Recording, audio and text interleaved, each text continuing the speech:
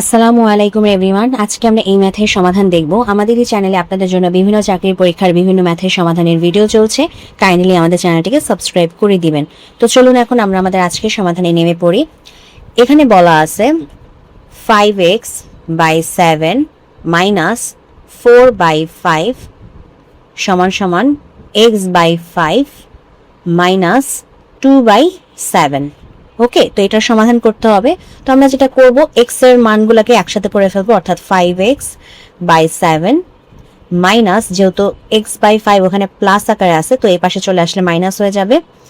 এখানে যেটা থাকবে সেটা হচ্ছে যে আমাদের 4/5টাকে যেহেতু এই পাশে নিয়ে আসবো তাই এটা প্লাস হয়ে যাবে যেহেতু মাইনাস আছে, আর এখানে তো মাইনাসটা মাইনাস থাকবেই, মাইনাস 2/7। এখন হচ্ছে আমরা লসাগু করব। 7 আর 5 এর লসাগু হচ্ছে আমাদের 35। তো এখন 35কে আমি 7 দিয়ে ভাগ দিলে হবে 5, 5 5 25, 25 minus x, 25x minus 7x। আর এইদিকেও আমাদের হচ্ছে লসাগু হবে 35।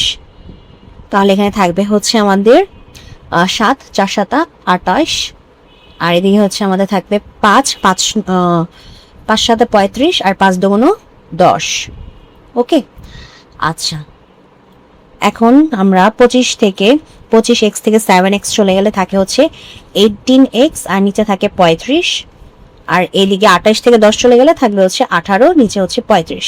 যেহেতু উভয় পাশে 35 আছে তো আমরা 35কে মানে 35 বাদ দিয়ে দিতে পারি, তাহলে থাকবে 18x সমান সমান 18। এখন x এর মানটা আমাদের বের করতে হবে, তো কি হবে 18 ডিভাইডেড বাই 18। তো সুতরাং x এর মান হচ্ছে আমাদের 1।